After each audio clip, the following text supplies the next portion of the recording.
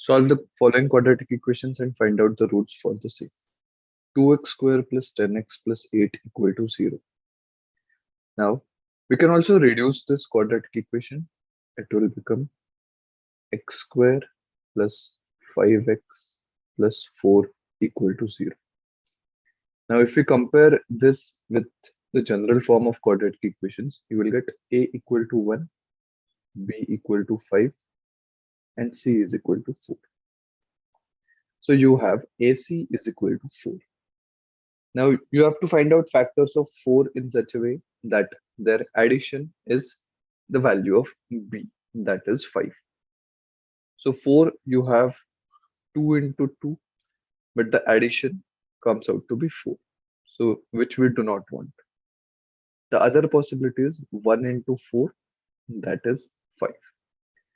So therefore we can split the middle term in this way, 1 into 4. So you have your x square plus x plus 4x plus 4 is equal to 0.